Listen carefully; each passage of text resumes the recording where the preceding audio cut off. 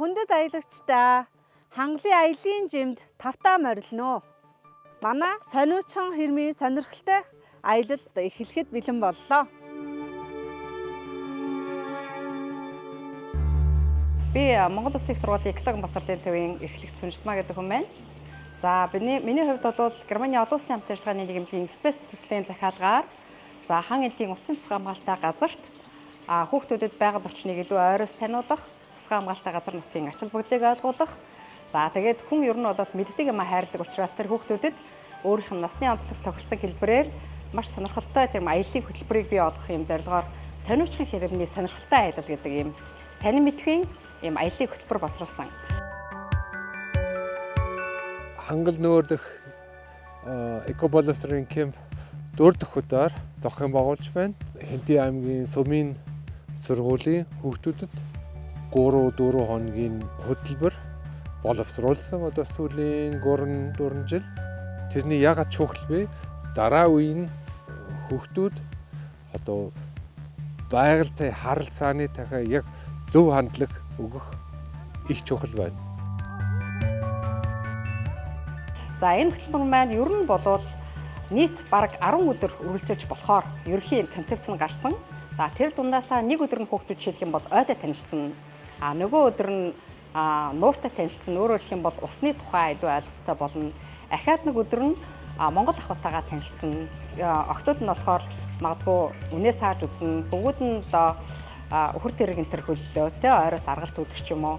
За ахаад нэг өдөр нь жоохон юм скаут маркийн ер нь бол хүүхдүүд ингээ хээр гадаа явах юм бол ямар газрыг сонгож майхнаа байх юм, яаж хоол хүнсээ олж идэх юм, яаж тэрийгэ болгох юм гэх мэтчлэнгийн юм сургах. За бүр гол санаа нь болохоор энэ хүүхдүүдийг нэгдүгürt нь байгальд нь ойртуулахаас гадна байгалаа, соёлоо, түүхээ мэддэг Монгол ахуйтайгаа ойртсон ийм хүүхдүүд болгох юм зорилготой ийм сургалтад энэ аяллуудыг эхлүүлсэн.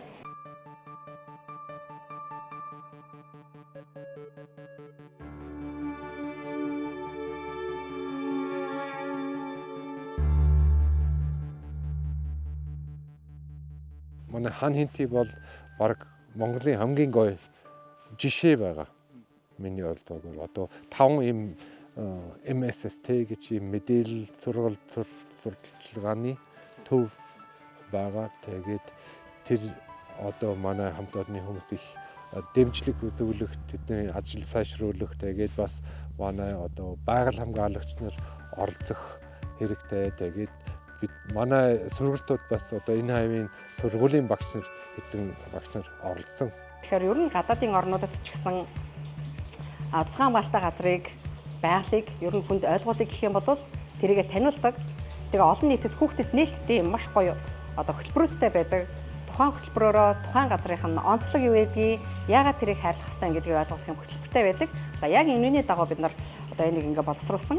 За тэгээ эхний удаад одоо тусгай хамгаалалтаа газрын манай хан эдийн усан тусгай хамгаалалтаа газрын орчны бүсийн ойрхон хүүхдүүд ирж байна.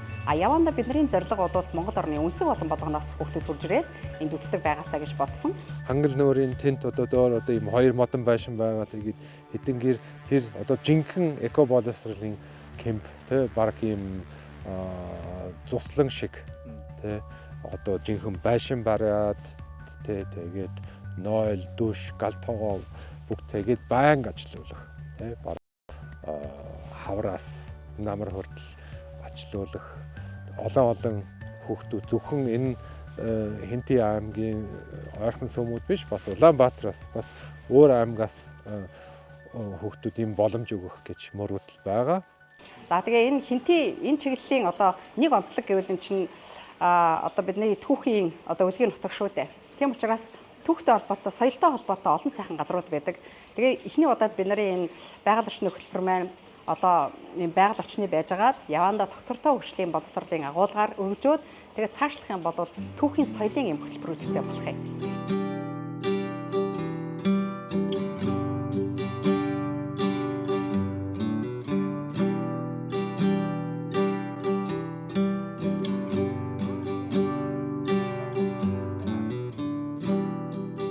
За намайг хан хэнтийн улсын тусгай хамгаалалттай газрын хамгаалтын захиргааны Тэнүү эсгийн ахлагч, байгаль орчны улсын байцаагч Үзий сайхан юм байна.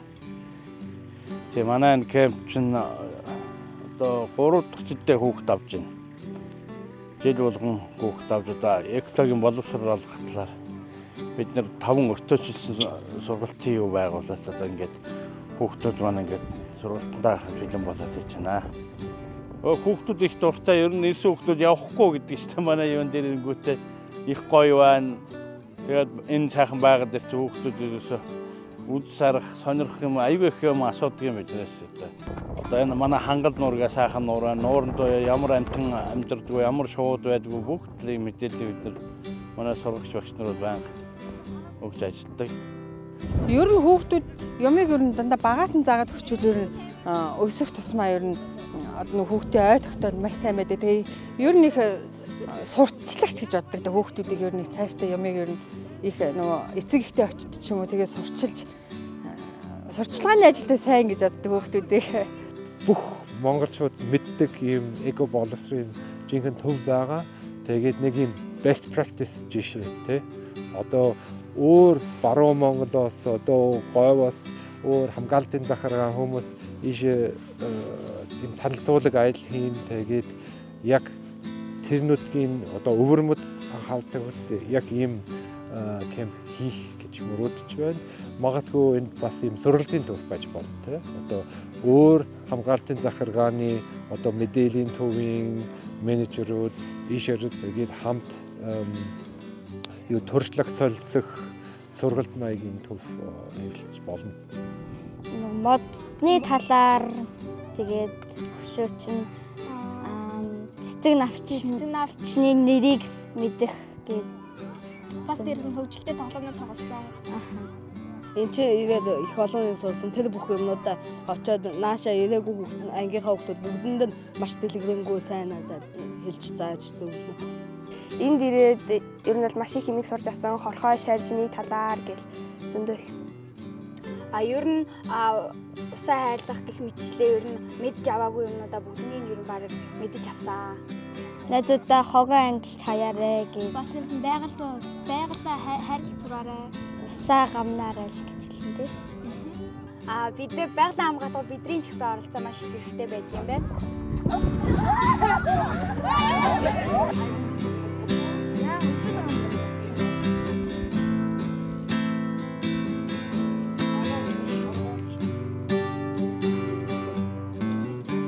За хангал нуурын ирэг дээр экологийн боловсрол олгох 3 өдрийн сургалтанд Мөрөн сумаас 20 хүүхэд 2 багш оролцож байна.